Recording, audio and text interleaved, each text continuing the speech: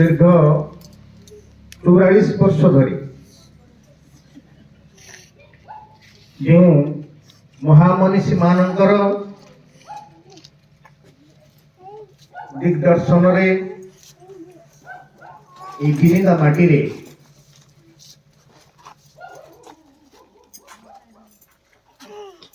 जो स्वप्न आकार रे देखी भविष्य को साकार करने निमंते सेमानकर पाद ये माटी रे पड़ीथिला एवं से ए माटीर आस्फुर को केंद्र करी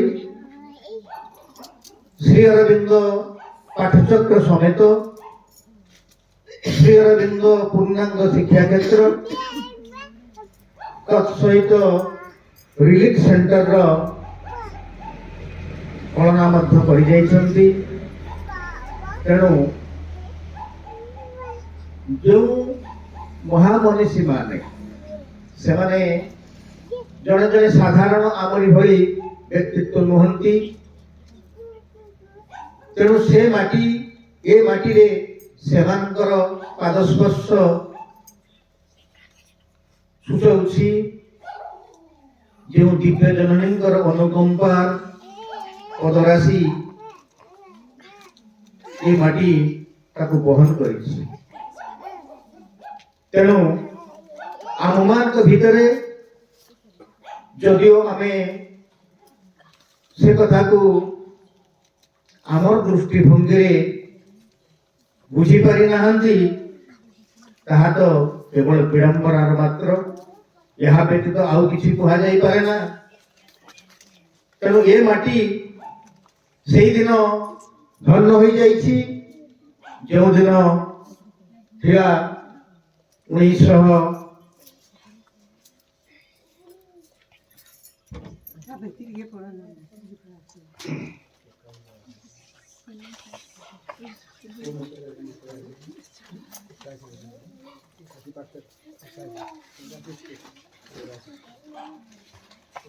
81 मसीह पाठचक्र आरंभ होता 84 मसीहा स्कूल आरंभ कर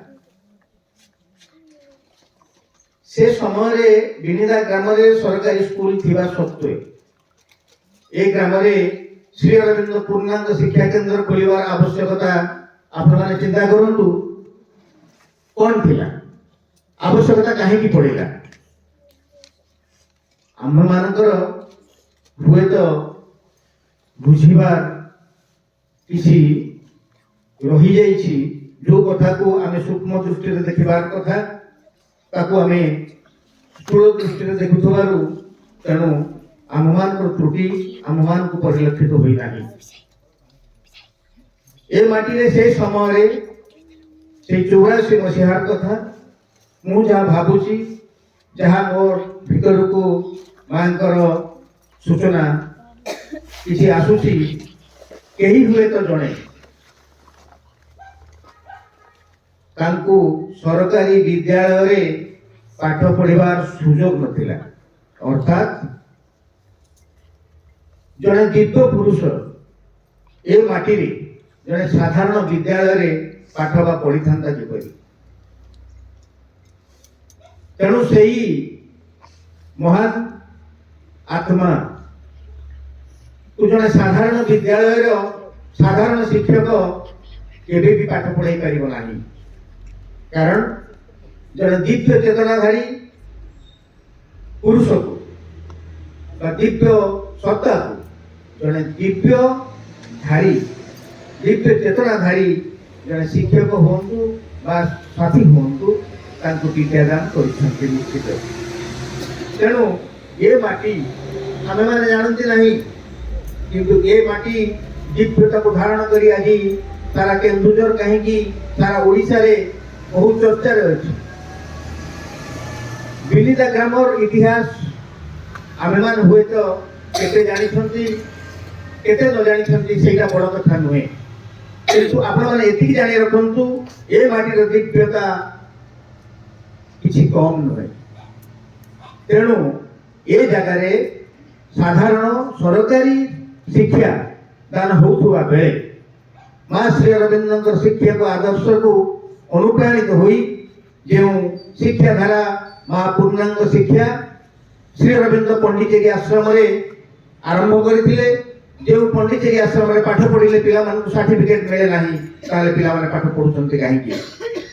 ଯେଉଁ ସାଧାରଣ ଚାପ୍ଟରଟିଏକୁ ସାଧାରଣ ବିଦ୍ୟାଳୟ ମାନଙ୍କରେ ଗୋଟାଏ କ୍ଲାସରେ ଗୋଟାଏ ପିରିୟଡରେ ପରିସମାପ୍ତ କରୁଥିବା ବେଳେ ଶ୍ରୀ ଅରବିନ୍ଦ ପଣ୍ଡିଚେରୀ ଆଶ୍ରମରେ ଗୋଟିଏ ଚାପ୍ଟରକୁ 10 ଦିନ ବ୍ୟାଖ୍ୟା କରାଯାଏ। ପିଲାମାନେ 10 ଦିନ ଗୋଟିଏ ଚାପ୍ଟରକୁ ପଢ଼ନ୍ତି। ପିଲାମାନଙ୍କୁ 10 ଦିନ କାଳ ଗୋଟିଏ ଚାପ୍ଟର ପଢ଼ାଯାଏ, ତାଙ୍କୁ ବୁଝାଯାଏ। ତାହେଲେ ଏଇ ଯେଉଁ ସାଧାରଣ ଶିକ୍ଷା ଆଉ ଶ୍ରୀ ଅରବିନ୍ଦ ପୂର୍ଣ୍ଣାଙ୍ଗ ଶିକ୍ଷା କ୍ଷେତ୍ରରେ ପଢ଼ାଯାଉଥିବା ବିଦ୍ୟା ଭିତରେ ପ୍ରଭେଦ କ'ଣ? ଆଉ ଏଇ ବିଦ୍ୟାଳୟ ମାନଙ୍କରୁ ବାହାରି ଯାଉଥିବା ପିଲାମାନଙ୍କର ଭବିଷ୍ୟତ ତାହେଲେ କ'ଣ? ସରକାରୀ ସ୍କୁଲରେ ପାଠ ପଢୁଛନ୍ତି, ଆମେ ପ୍ରତ୍ୟେକ ଜାଗାରୁ ସାର୍ଟିଫିକେଟ ପାଉଥିବା ବେଳେ ଶ୍ରୀ ଅରବିନ୍ଦ ପୂର୍ଣ୍ଣାଙ୍ଗ ଶିକ୍ଷା କେନ୍ଦ୍ରରେ ପାଠ ପଢୁଥିବା ପିଲା ସାର୍ଟିଫିକେଟ ପାଉନଥିବା ବେଳେ ସିଏ ହଉଛି ଏ ସାରା ଜଗତ ପାଇଁ ଗୋଟାଏ ଗୋଟାଏ ସାର୍ଟିଫିକେଟ। ଏ ବିଦ୍ୟାରୁ ଆପଣମାନେ ପାସ୍ କରିକି ଗଲା ପରେ ମଧ୍ୟ ଆପଣମାନେ ଯେତେବେଳେ ଚାକିରିଟିଏ ଖୋଜିବେ ବା କୌଣସି ଜାଗାରେ କିଛି କର୍ତ୍ତବ୍ୟ କରି ସମ୍ପାଦନ କରିବା ପାଇଁ ପହଞ୍ଚିବେ, ତେବେ ଆପଣଙ୍କର ମାନଦଣ୍ଡ ସେ ସାର୍ଟିଫିକେଟରେ ନଥାଏ। ଆପଣ ଜଣେ ଭଲ ଚରିତ୍ରର ବ୍ୟକ୍ତିତ୍ୱ ହୋଇଥିବା ଦରକାର, କାର୍ଯ୍ୟନିଷ୍ଠା ରହିଥିବା ଦରକାର, ଆପଣମାନେ ସତ୍ୟର ଅନୁସନ୍ଧାନୀ ହେଉଥିବା ଦରକାର, ସତ୍ୟକୁ ଆଧାର କରିଥିବା ଦରକାର। ଏ କଥା ମାନଦଣ୍ଡ ହିସାବରେ ପ୍ରଥମେ ଗ୍ରହଣ କରାଯାଏ, ତତ୍ପରେ ସାର୍ଟିଫିକେଟ କେବଳ ନାମକୁ ମାତ୍ର। ଏ କଥା ପ୍ରତ୍ୟେକ ବ୍ୟକ୍ତିର ଘରେ ଘରେ ବି ହୁଏ। ଆମେ ସାଧାରଣ ମୂଲିଆ ବଗାଳିଆଟି ଘରେ ରଖିଲେ ମଧ୍ୟ ଆମେ ତାର ନିଷ୍ଠା, ତାର କର୍ତ୍ତବ୍ୟ, ତାର ସତ୍ୟତା କେତେ ଅଛି ତାକୁ ଆମେ ପରିମାପକ କରନ୍ତୁ। ତେଣୁ ଶ୍ରୀ ଅରବିନ୍ଦ ପୂର୍ଣ୍ଣାଙ୍ଗ ଶିକ୍ଷା କ୍ଷେତ୍ରରେ ମଧ୍ୟ ଠିକ୍ ସେଇଆ, ସତ୍ୟକୁ ଆଧାର କରି ଆମର ଜୀବନରେ ସତ୍ୟକୁ ଆଧାର କରି ପ୍ରତିଟି ମୁହୂର୍ତ୍ତ ବିତାଉଥିବା ବେଳେ ସେମାନଙ୍କର ନୀତି ଆଦର୍ଶ ଏବଂ ବ୍ୟକ୍ତିତ୍ୱ ଅନ୍ୟ ମଣିଷ ଠାରୁ ସ୍ୱତନ୍ତ୍ର ହୁଏ, ଯାହାକି ସେହି ସ୍ୱତନ୍ତ୍ରତା ଗୋଟାଏ ଦିବ୍ୟ ଜାତି ତିଆରି କରିବା ପାଇଁ ପ୍ରସ୍ତୁତ ହୁଏ ଏବଂ ତା ଦ୍ୱାରା ଏ ସମାଜର କଲ୍ୟାଣ ହୁଏ। ଏବଂ ସେମାନଙ୍କର ଜୀବନ ଚର୍ଚ୍ଚା ଭିତରେ ପ୍ରତ୍ୟେକଟି କର୍ମରେ ଆମେ ଭିନ୍ନତା ମଧ୍ୟ ଅନୁଭବ କରନ୍ତି। ଏ କଥା ଆପଣମାନେ ଦୀର୍ଘ 44 ବର୍ଷ ଭିତରେ ହୁଏତ କେବେ ନିଜକୁ ପ୍ରଶ୍ନ କରିନଥିବେ। ତେଣୁ ମୁଁ ଆଜି ଆପଣମାନଙ୍କ ସମ୍ମୁଖରେ ଆପଣମାନଙ୍କୁ ପ୍ରଶ୍ନ କରୁଛି, ଏହି ବିଦ୍ୟାଳୟରୁ ବାହାରି ଯାଇଥିବା କୁନି କୁନି ପିଲାମାନେ ଆଜି ହୁଏତ ଯୌବନରେ ପଦାର୍ପଣୀ ଯୁବକତ୍ୱକୁ ପ୍ରାପ୍ତ କରିଛନ୍ତି। ଆପଣମାନେ ପରିଲକ୍ଷିତ କରିବେ ସେମାନଙ୍କ ମଧ୍ୟରୁ କିଛି ଜୁଏଲ ମଧ୍ୟ ଆମମାନଙ୍କ ଗହଣରେ ଅଛନ୍ତି। এইটা হচ্ছে ସବୁଠାରୁ বড় কথা এবং সেମାନଙ୍କ দ্বারা নীতি আদর্শর মଣିষ ତିଆରି ହେବେ। ଏ ସମାଜ ଆଜି ପ୍ରତ୍ୟେକଟି ମଣିଷ ଠାରୁ ଆରମ୍ଭ କରି ପ୍ରତ୍ୟେକ ପରିବାରଠୁ ଆରମ୍ଭ କରି ଆଜି ଆମର ଗାଁଠୁ ଆରମ୍ଭ କରି ଦେଶ ପର୍ଯ୍ୟନ୍ତ ଏବଂ ଦେଶ ଦେଶ ଭିତରେ ମଧ୍ୟ ଆମେ କେହି ଶାନ୍ତିରେ ନାହାନ୍ତି। ତାର କାରଣ କ'ଣ? କେବେ ଆମେ ଏ ବାବଦକୁ ଚିନ୍ତା କରି ନାହାନ୍ତି। ଆପଣମାନେ ପଇସା କମଉଥାଇ ପାରନ୍ତି, କିନ୍ତୁ ଏଭଳି କିଛି ପଇସା ଆପଣମାନଙ୍କ ପାଖରେ ନାହିଁ ଯୋଉ ପଇସା ଧରି ଆପଣମାନେ ମାର୍କେଟକୁ ଯିବେ ଆଉ ଶାନ୍ତି କିଣି ଆଣିପାରିବେ। ତେଣୁ ଆମମାନଙ୍କ ଭିତରେ ଶାନ୍ତି ବିରାଜମାନ ଅଛି, କିନ୍ତୁ ଆମେ ତା ପଛରେ କେବେ ପଡ଼ିନାହାନ୍ତି। ସେ ଶାନ୍ତିକୁ ଆମେ ଖୋଜି ନାହାନ୍ତି କିମ୍ବା ଅନୁଭବ କରିବାକୁ ପ୍ରୟାସ କରିନାହାନ୍ତି। ତେଣୁ ନିଜ ଭିତରେ ଥିବା ଶକ୍ତି, ନିଜ ଭିତରେ ଥିବା ସତ୍ତାକୁ ଆମେ ଅନୁସନ୍ଧାନ କରିବା ଏବଂ ସେହି ଅନୁସନ୍ଧାନ ଭିତରେ ଆମମାନଙ୍କର ଶକ୍ତି କିଭଳି ହିସାବରେ ବହୁଗୁଣିତ ହେଇପାରିବ ଏବଂ ସମାଜରେ ତାକୁ କାମରେ ଲାଗିପାରିବ, ସେ କଥାକୁ ଆମେ ଆଜିର ଦିନରେ ଅନୁଭବ କରିବାର ସମୟ ଆସିଛି। ତେଣୁ ବର୍ତ୍ତମାନ ସମୟରେ ମା ଶ୍ରୀ ଅରବିନ୍ଦ ଏ ପୃଥିବୀ ପୃଷ୍ଠରେ ଅଧିକାଂଶ ଶକ୍ତିକୁ ସ୍ୱର୍ଗରୁ ओल्है आनिछन्ति धराधाम को तार प्रत्येक समय प्रत्येक मुहूर्त से क्रिया कर चली तेणु जेकोसी व्यक्तित्व जदि भल होगापी चाहूए अनायास भल हो पार एभली एक शक्ति जदि जन साधारण चोर तार चोरी कर गुण को जब बहुगुणित करने चाहे यही समय ठीक से समय सी बहुगुणित तेणु आम मान आमर विचार निर्भर करुछि जे आमे माने केउ दिगरे अग्रसर होगा। प्रथमटी हूँ सत्य द्वितीयटी हूँ रसातल आम सत्य जीवा ना रसातल को जीवा तेणु विचार आपण मान हाथ आज पूर्णांग शिक्षा क्षेत्र सारा ओडिशा कहीं सारा भारत वर्ष प्रतिष्ठित हो चली आमे माने रोकवा चाहिए रोकी पारना असंख्य आज राति पाइले काली कोठी गोटे श्रीरंद्र पूर्णांग शिक्षा क्षेत्र नुआ कर खोला नजीब तार भी किसी आम ग्यारंटी दे पारू ना मना करने सत्व श्रीरंद्र पूर्णांग शिक्षा क्षेत्र खोली खोली चलती कारण कौन ये एभली एक समय ताकू केही भी रोकी पारिबे नाही साधारण मानविक चेष्टा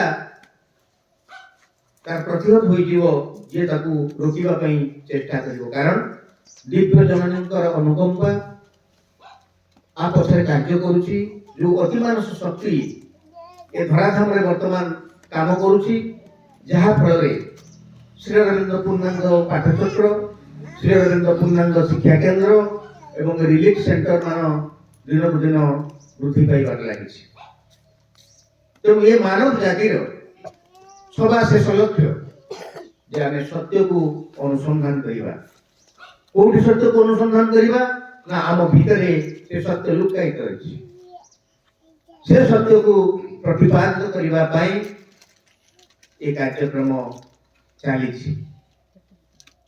तेणु आम निजे ठीक हेबा आम ठीक हेले तार प्रभाव दुनिया ऊपर पड़ो समाज बदल समस्त चित्कार कर शांति नहांती तथापि आमे माने बेले बेले धूल पड़ुवार कथा परिलक्षित हो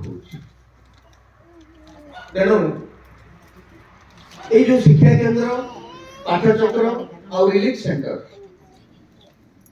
श्री रविंद्र आश्रम पंडिचेरी रोकवा बेले प्रत्येक परिवार में पाठचक्र हो प्रत्येक ग्राम में पाठचक्र हो एवं केते गुडे गाँ भितर केते गुडे गाँ को नहीं किसी हमर पाठचक्र भाई बंधु माने विद्यालय प्रतिष्ठा कर तत्सहित रिलीफ सेंटर स्थापना करा जाउछ एई जो पाठचक्र शिक्षा क्षेत्र और रिलीफ सेंटर आज को 1954 मसीहा पर 1954 मसीहा पर प्रति घरे प्रति ग्राम पाठचक्र बढ़ी बढ़ी चली पछरे जड़े जड़े कहीं जड़े कहले भूल हम दुई जन दिव्य पुरुषों हाथ थिला से दुई जन व्यक्तित्व होउछन्ति जड़े रामकृष्ण दास बाबाजी महाराज आउ जड़े होउछन्ति श्री प्रपति जे की पिलादिन नाम थिला कांगाली चरणपति जो कांगाली चरणपति बापा होउछन्ति बानाम्बरपति से कटक जिलार 42 मौजा हारकोल ग्राम में जन्म लाभ करते 1924 मसीहा एप्रिल 30 तारीख रे से जड़े साधारण व्यक्तित्व नथिले बहुत विज्ञ थिले बहुत प्राज्ञ मध्य थिले से कांगाली चरणपति जे की 1948 मसीहा समय को ସେତେବେଳେ ଫିଲୋସଫି କହିଲେ ଦର୍ଶନ ଶାସ୍ତ୍ରରେ ଏମଏ କରିବାକୁ ହେଲେ ଓଡ଼ିଶାରେ ସେ ସବଜେକ୍ଟ ନଥିଲା। ସେଇ ଫିଲୋସଫି ସବଜେକ୍ଟରେ ଏମଏ କରିବା ପାଇଁ ହେଲେ କାହାକୁ ବନାରସ ଯିବା ପାଇଁ ପଡୁଥିଲା, ତ କାହାକୁ ଏଲାହାବାଦ ଯୋଉ ୟୁନିଭର୍ସିଟି କୁହାଯାଉଛି ସେଇ ଏଲାହାବାଦ ୟୁନିଭର୍ସିଟି ଅଣ୍ଡରରେ ସେ ଏମଏ ପାସ୍ କଲେ। ଏମଏ ପାସ୍ କରିସାରିବା ପରେ ବାରିପଦା, ପୁରୀ, ଜୟପୁର ଏବଂ ସଭା ଶେଷରେ ଶ୍ରୀ ଅରବିନ୍ଦ ପୂର୍ଣ୍ଣାଙ୍ଗ ଶିକ୍ଷାଶ୍ରମ ଯୋଉ ମାଙ୍କ ଦ୍ୱାରା ପ୍ରତିଷ୍ଠିତ ହେଇଥିଲା ପଣ୍ଡିଚେରୀରେ, ସେଥିରେ ମଧ୍ୟ ଅଧ୍ୟକ୍ଷତା କରୁଥିଲେ।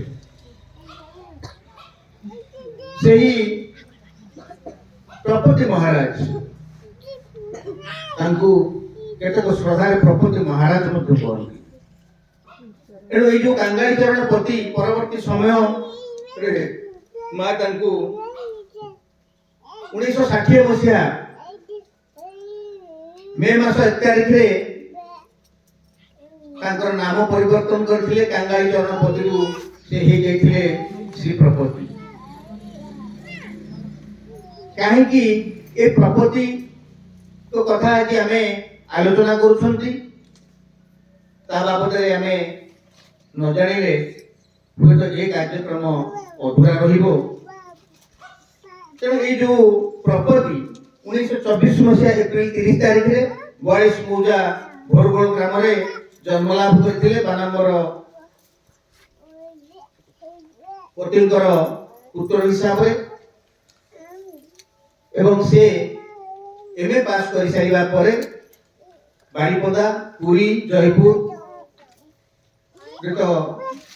ଅଧ୍ୟାପନା କଲେ ଅଧ୍ୟାପକ ହିସାବରେ।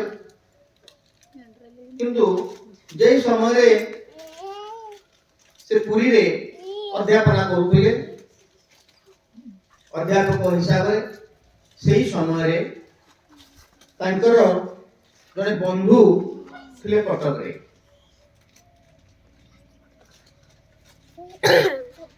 ସିଏ ସେତେବେଳେ ଶ୍ରୀ ଅରବିନ୍ଦ ଆଶ୍ରମକୁ ତାଙ୍କର ବନ୍ଧୁ ଲଳିତ ମୋହନ ଘୋଷଙ୍କର ପୁତ୍ର ଅବନୀକାନ୍ତ ଘୋଷ ପଣ୍ଡିଚେରୀ ଆଶ୍ରମକୁ ଯାଇଥିଲେ ଗ୍ରୀଷ୍ମ ଅବକାଶରେ ବୁଲିବା ପାଇଁ।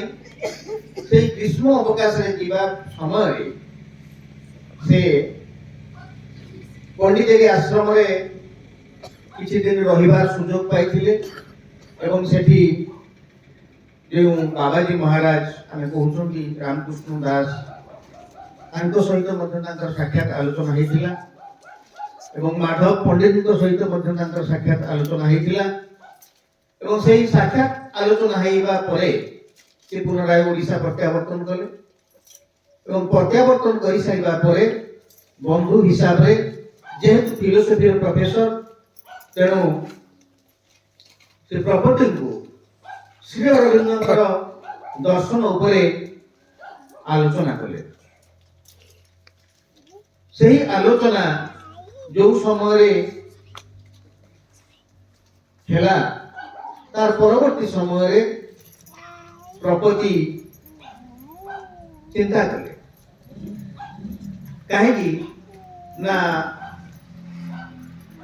ପ୍ରପତି ସେ ସମୟରେ ଶଙ୍କରାଚାର୍ଯ୍ୟଙ୍କର ମତବାଦ ଉପରେ, ଶଙ୍କରଙ୍କ ମତବାଦ ଉପରେ ବିଶ୍ୱାସ ରଖିଥିଲେ ଏବଂ ମତବାଦକୁ ଶଙ୍କରାଚାର୍ଯ୍ୟଙ୍କ ମତବାଦକୁ ବହୁ ପ୍ରାଧାନ୍ୟ ଦେଉଥିଲେ। एकदा से शंकरवाद उपरे गोटे दीर्घ चिठी आश्रम माधव पंडित पाखक प्रेरण कले से आश्रम से समय माधव पंडित बाबाजी महाराज को कहले ओडिशा रे जने दर्शन शास्त्र रे पीजी करिथिबा प्रोफेसर होजंती कांगाळी चरण पति से गोटे दीर्घ चिठी लिखिछंती एवं जोथिरे कि ଆଉ ସେଥିରେ ଯାହା ଯାହା ପ୍ରଶ୍ନ ପଚାରିଛନ୍ତି ଆପଣଙ୍କୁ ସେ ବାବଦରେ ତାଙ୍କୁ ଉତ୍ତର ଦେବା ପାଇଁ ପଡ଼ିବ। ଆପଣମାନେ ବାବାଜୀ ମହାରାଜଙ୍କ ବାବଦରେ କେତେ ଜାଣିଛନ୍ତି ମୁଁ ଜାଣିନି, ତଥାପି କହୁଛି। ବାବାଜୀ ମହାରାଜ ଥିଲେ ଜଣେ ଚାଟଶାଳୀର ଛାତ୍ର। ଚିନ୍ତା କରନ୍ତୁ, ଜଣେ ଚାଟଶାଳୀର ଛାତ୍ର କୁ ମାଧବ ପଣ୍ଡିତ କହୁଛନ୍ତି ଯେ ଓଡ଼ିଶାର ଜଣେ ପ୍ରଫେସର ଶଙ୍କର ମତବାଦ ଉପରେ ଚିଠି ଲେଖିଛନ୍ତି ଏବଂ ଶ୍ରୀ ଅରବିନ୍ଦଙ୍କର ତତ୍ତ୍ୱକୁ କିଭଳି ହିସାବରେ ଆପଣ ତାଙ୍କଠାରେ ପ୍ରତିପାଦିତ କରିପାରିବେ, ଏହି ପୂର୍ଣ୍ଣାଙ୍ଗ ଯୋଗ ଉପରେ ଆପଣ ହିଁ କେବଳ ତାର ଉତ୍ତର ଦେଇପାରିବେ।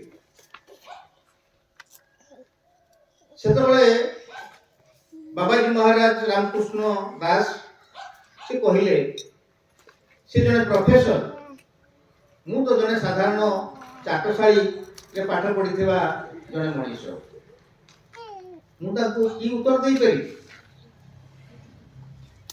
ତାଙ୍କ ଭିତରେ ସେତେବେଳେ ମଧ୍ୟ ସନ୍ଦେହ ଜାତ ହୋଇଥିଲା, କିନ୍ତୁ ପ୍ରଫେସରଙ୍କର ଚିଠି ଆମୂଳଚୂଳ କରିସାରିବା ପରେ ବାବାଜୀ ମହାରାଜ ସ୍ଥିର କଲେ, ହଁ ମୁଁ କାଙ୍ଗାଳିଚରଣ ପତିଙ୍କର ଚିଠିର ଉତ୍ତର ନିଶ୍ଚିତ ହିସାବରେ ଦେଇପାରିବି। ଏବଂ ଗୋଟେ ଦୀର୍ଘ ଉତ୍ତର ମୂଳକ ଚିଠି ସେ ପୁଣି ପଠେଇଲେ କାହାଙ୍କ ପାଖକୁ, ନା କାଙ୍ଗାଳିଚରଣ ପତିଙ୍କ ପାଖକୁ। ଏବଂ ସେ ଚିଠି ପ୍ରଫେସର କାଙ୍ଗାଳିଚରଣ ପତି, ଯିଏକି ପରବର୍ତ୍ତୀ ସମୟରେ ପ୍ରପତି, ସେ ପାଠ କରି ସାରିବା ପରେ ଅନୁଭବ କଲେ ପ୍ରକୃତରେ ଦର୍ଶନ ଶାସ୍ତ୍ର କଣ। ଏବଂ ଆମେମାନେ ଜାଣିଛନ୍ତି ଅଷ୍ଟାଙ୍ଗ ଯୋଗ କୁ ନେଇ ଏ ସାରା ଭାରତ ବର୍ଷ ପରିଚାଳିତ ହେଉଥିଲା ଏବଂ ଶ୍ରୀ ଅରବିନ୍ଦଙ୍କର ଯୋଗ ପରବର୍ତ୍ତୀ ସମୟରେ ଆସିଲା ଏବଂ ଯାହାକୁ କୁହାଗଲା ପୂର୍ଣ୍ଣାଙ୍ଗ ଯୋଗ। ଏହି ପୂର୍ଣ୍ଣାଙ୍ଗ ଯୋଗ ସାରା ଦୁନିଆରେ ସମସ୍ତ ଯୋଗର ଶେଷ ଯେଉଁଠି, ପୂର୍ଣ୍ଣାଙ୍ଗ ଯୋଗର ଅଭିବ୍ୟକ୍ତି ସେଇଠୁ ଆରମ୍ଭ ହେଇଛି ପୂର୍ଣ୍ଣାଙ୍ଗ ଯୋଗ। ତାହେଲେ ଆମେ ଚିନ୍ତା କରିବା ଯେ ଦର୍ଶନ ଶାସ୍ତ୍ର ଉପରେ ପିଏଚଡି କରିଥିବା, ଦର୍ଶନ ଶାସ୍ତ୍ରକୁ ନେଇ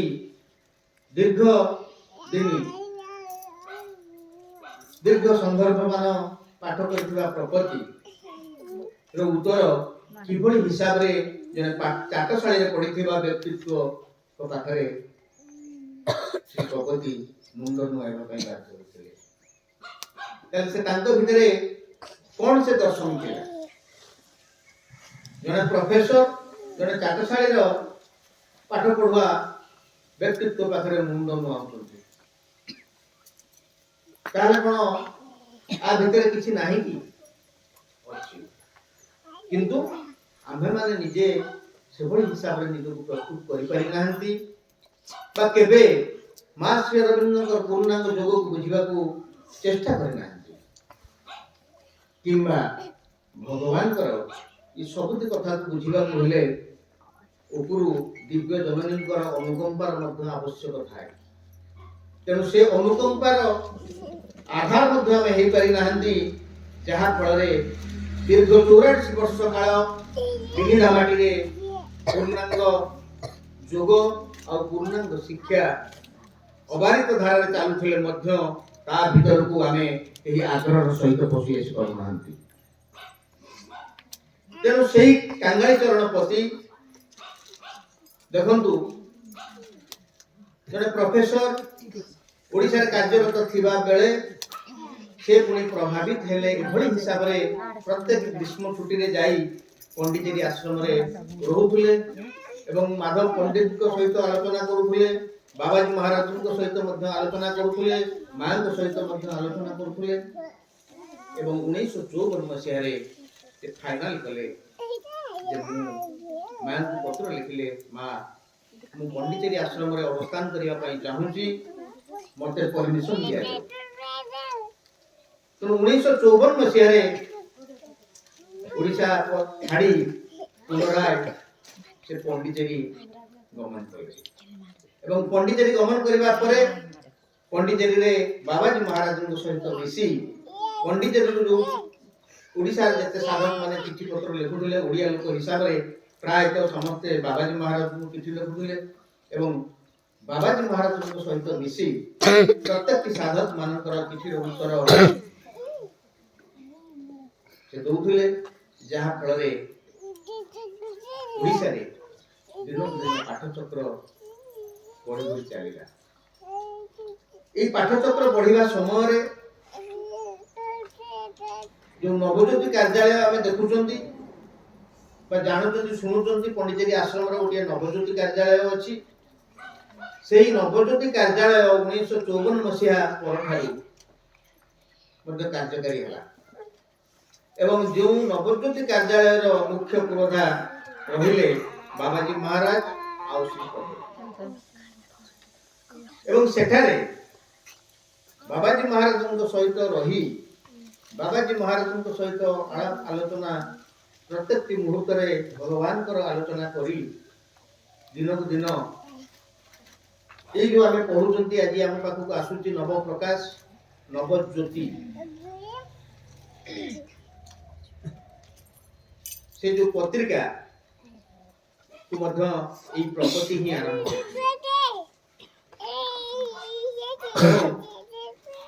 ତା ସହିତ ବାବାଜୀ ମହାରାଜଙ୍କର ବହୁତ ଗୁଡ଼ିଏ ବହି ମଧ୍ୟ ନବଜ୍ୟୋତି କାର୍ଯ୍ୟାଳୟ ମାଧ୍ୟମରେ ପ୍ରକାଶ ପାଇଛି। ପ୍ରପତିଙ୍କର ବହୁତ ଲେଖା, ଦାମୀ ଦାମୀ ଲେଖା ମଧ୍ୟ ରହିଛି। ତେଣୁ ପ୍ରକୃତରେ ଶିକ୍ଷା କ'ଣ, ଏ ଶିକ୍ଷା କାହିଁକି ପୂର୍ଣ୍ଣାଙ୍ଗ ଶିକ୍ଷା ଆମେ କହିବା, ସାଧାରଣ ଶିକ୍ଷା ରହୁଥିବା ବେଳେ ତେଣୁ ଶିକ୍ଷା ଉପରେ ପର୍ଯ୍ୟବେସିତ ବହୁତ ଗୁଡ଼ିଏ ତଥ୍ୟ ପ୍ରପତିଙ୍କର ରହିଛି। ତା ସହିତ ନବଜ୍ୟୋତି କାର୍ଯ୍ୟାଳୟରେ କିଛି ଦିନ କାମ କରିବା ପରେ ଓଡ଼ିଶାର ମାଟି ପାଣି ପବନ ତାଙ୍କୁ ମଧ୍ୟ ବହୁତ ପ୍ରଭାବିତ କରିଥିଲା ଏବଂ ଓଡ଼ିଶାର କିଭଳି ହିସାବରେ ଘରେ ଘରେ ପାଠଚକ୍ର ହେବ, ପ୍ରତି ଗ୍ରାମରେ କିଭଳି ହିସାବରେ ପୂର୍ଣ୍ଣାଙ୍ଗ ଶିକ୍ଷା କେନ୍ଦ୍ର ପ୍ରତିଷ୍ଠିତ ହେବ ଏବଂ କିଛି କିଛି ଅଞ୍ଚଳରେ ଶ୍ରୀ ଅରବିନ୍ଦଙ୍କର ରିଲିକ୍ସ ଆସିକି ପ୍ରତିଷ୍ଠା ହେବ। ଓଡ଼ିଶା ଏ ଭାଗ୍ୟବାନ ଯେଉଁ ମୁହୂର୍ତ୍ତ ଦେବ ମୁହୂର୍ତ୍ତରୁ କାହିଁକି ବଞ୍ଚିତ ରହିବ, ମୋର ଓଡ଼ିଶା କାହିଁକି ଏଥିରୁ ବଞ୍ଚିତ ହେବ, ଏ କଥା ମନ ଭିତରକୁ ଆଣି ପ୍ରପତି ପୁଣି ଓଡ଼ିଶା ଫେରିଲେ। ପଣ୍ଡିଚେରୀ ଯାଉଥାନ୍ତି, ଓଡ଼ିଶାକୁ ଆସୁଥାନ୍ତି, ପଣ୍ଡିଚେରୀ ଯାଉଥାନ୍ତି, ଓଡ଼ିଶାକୁ ଆସୁଥାନ୍ତି, କୋଉଠି କୋଉଠି ବସୁଥାନ୍ତି, କେମିତି କ'ଣ ହବ, କୋଉଠି ପାଠଚକ୍ର ହବ, କୋଉଠି ପୂର୍ଣ୍ଣାଙ୍ଗ ଶିକ୍ଷା କେନ୍ଦ୍ର ହବ, ପୂର୍ଣ୍ଣାଙ୍ଗ ଶିକ୍ଷା କେନ୍ଦ୍ର ହେଲେ କିଭଳି ହିସାବରେ ପରିଚାଳିତ ହବ, କିଭଳି ହିସାବରେ ସେଠି ପାଠ ପଢିବା ଦରକାର ଏବଂ ତାର ସିଲାବସ୍ କିଭଳି ହବ, ପିଲାମାନେ କ'ଣ ପଢିବା ଦରକାର। ଜେନେରାଲ ଶିକ୍ଷାରେ ଯାହା ଅଛି ପୂର୍ଣ୍ଣାଙ୍ଗ ଶିକ୍ଷାରେ ତାହା ନାହିଁ। ପୂର୍ଣ୍ଣାଙ୍ଗ ଶିକ୍ଷା ଭିତରେ ଯାହା ଅଛି ଜେନେରାଲ ଶିକ୍ଷା ଭିତରେ କିଛିଟା ଅଛି, କିନ୍ତୁ ପୂର୍ଣ୍ଣାଙ୍ଗ ନାହିଁ।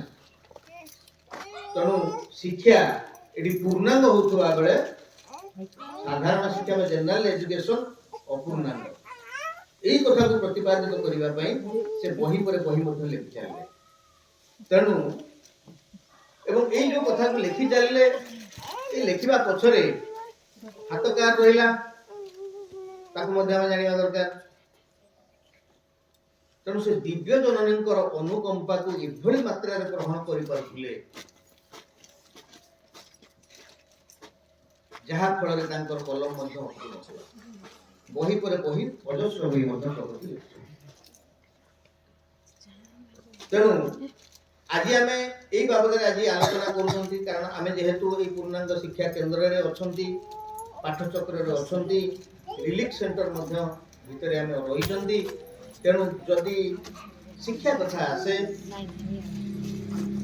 ଆମେ ବାବାଜୀ ମହାରାଜ ହୁଅନ୍ତୁ, ପ୍ରପତି ହୁଅନ୍ତୁ, ପଞ୍ଚାନନ ମହାନ୍ତି ହୁଅନ୍ତୁ, ଏମାନଙ୍କୁ ଛାଡ଼ି ଆମେ ଶ୍ରୀ ଅରବିନ୍ଦ ପୂର୍ଣ୍ଣାଙ୍ଗ ଶିକ୍ଷା ବାବଦରେ ଆଲୋଚନା କରିପାରିବା।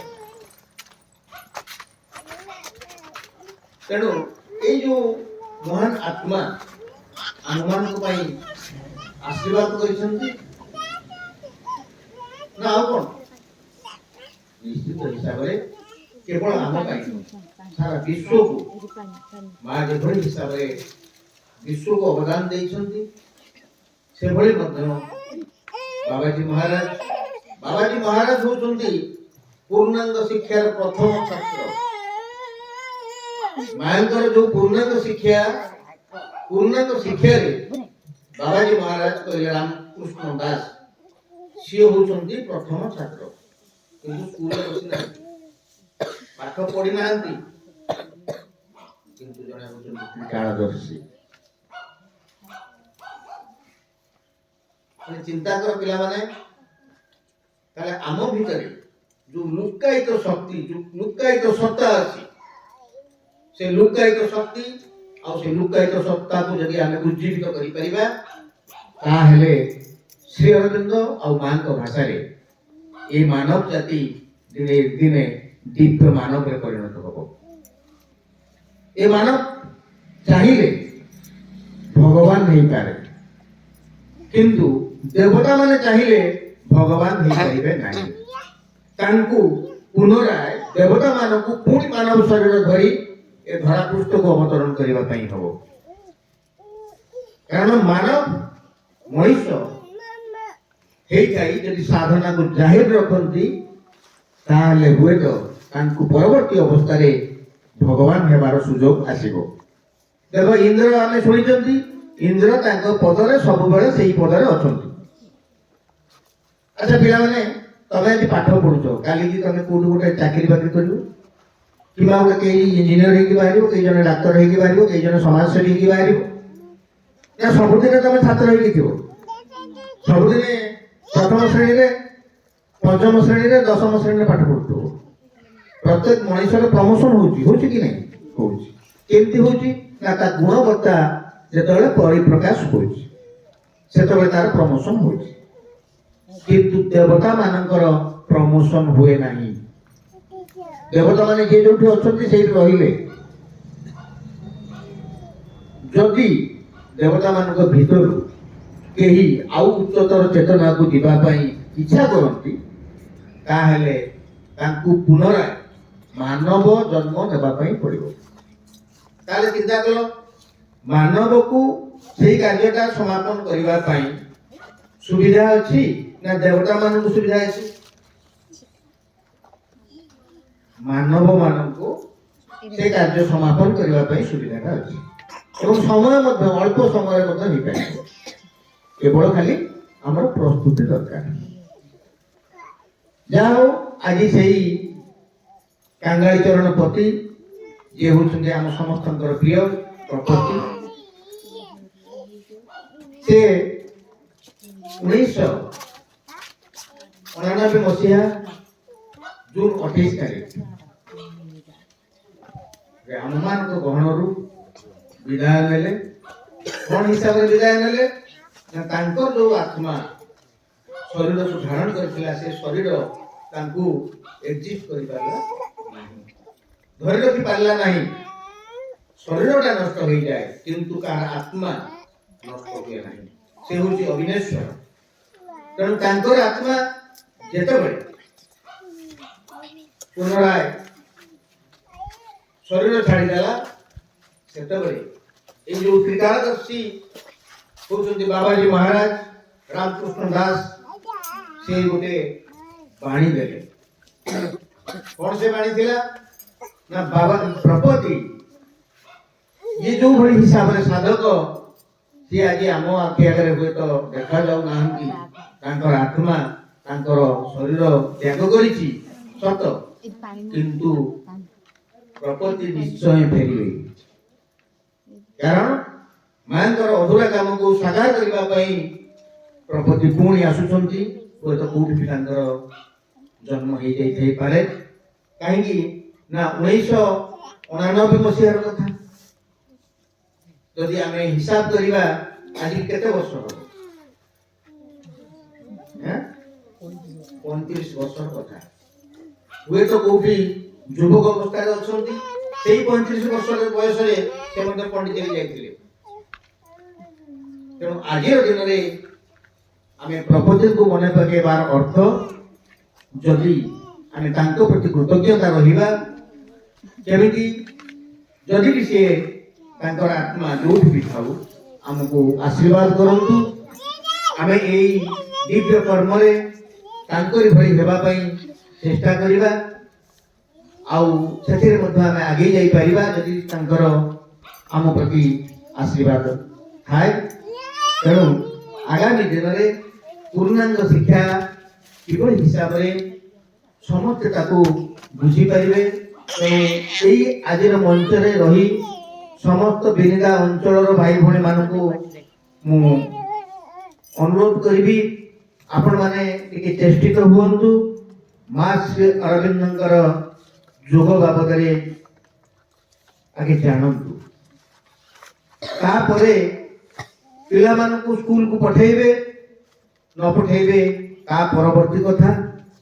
କମ ସେ କମ ଆପଣମାନେ ଟିକେ ସ୍କୁଲରେ ଯେହେତୁ ପାଠଚକ୍ର ହଉଛି, ଯଦି ବି ଆପଣମାନେ ଘରୋଇ ଆଗେ ପାଠଚକ୍ର କରିପାରୁନାହାନ୍ତି ତାହେଲେ ସାମୂହିକ ପାଠଚକ୍ରରେ ଯୋଗଦାନ କରନ୍ତୁ ଏବଂ ନିଜ ଭିତରେ ଆସୁଥିବା ପ୍ରଶ୍ନକୁ ଉଜ୍ଜୀବିତ କରନ୍ତୁ ଏବଂ ଯେଉଁ ପାଠଚକ୍ରରେ ଆମର ଅଭା ଭାଇମାନେ ଅଛନ୍ତି ଆପଣମାନଙ୍କର ପ୍ରଶ୍ନର ଉତ୍ତର ଦେବାକୁ ସେମାନେ ଚେଷ୍ଟା କରିବେ ଏବଂ ପରବର୍ତ୍ତୀ ସମୟରେ ଯଦି ଆପଣମାନଙ୍କର ସ୍ଥିର ଚିତ୍ତ କରିବେ ଯେ ନା ପ୍ରକୃତରେ ମୋ ପିଲାକୁ ସାଧାରଣ ବିଦ୍ୟାଳୟରେ ପଢ଼େଇବା ଅପେକ୍ଷା ମା ଶ୍ରୀ ଅରବିନ୍ଦଙ୍କ ବିଦ୍ୟାଳୟରେ ପଢ଼େଇବା ମୁଁ ଠିକ ମନେ କରିବି, ତାହେଲେ ଆପଣମାନେ ପିଲାଙ୍କୁ ସ୍କୁଲକୁ ପଠାନ୍ତୁ। ଏତିକି କହିବି। ତେଣୁ ଦିବ୍ୟ ଜନନୀଙ୍କର ପ୍ରତ୍ୟେକଟି କାର୍ଯ୍ୟରେ ଜୟ ହେଉ। ଆମ ମାନଙ୍କର ପ୍ରଚେଷ୍ଟା କେବଳ ମାତ୍ର, ତେଣୁ ପ୍ରଚେଷ୍ଟା ମଧ୍ୟ ତାଙ୍କର ଅନୁକମ୍ପା ନହେଲେ ହୁଏ ନାହିଁ। ତେଣୁ ମା ଭଗବତୀଙ୍କର ଜୟ ହେଉ, ଏତିକି କାମନା କରୁଛି। ଆପଣମାନଙ୍କୁ ମା କରୁଣାର ବର୍ଷାରେ ଭିଜାନ୍ତୁ। ଆପଣମାନଙ୍କର ଦୀର୍ଘ ଜୀବନ କାମନା କରିବା ସହିତ ଆପଣମାନଙ୍କୁ ମା ଶାନ୍ତି ଦିଅନ୍ତୁ ଏବଂ ଆପଣମାନେ ଆଗାମୀ ଜୀବନକୁ ସରସ ସୁନ୍ଦର କରି ଗଢ଼ନ୍ତୁ। ଏହା ହିଁ କାମନା। ଭାରତ ମାତା କି ଜୟ। ବନ୍ଦେ ମାତରମ୍। ଧନ୍ୟବାଦ ପ୍ରତିକୃଷ୍ଣ ଭାଇ ତାଙ୍କର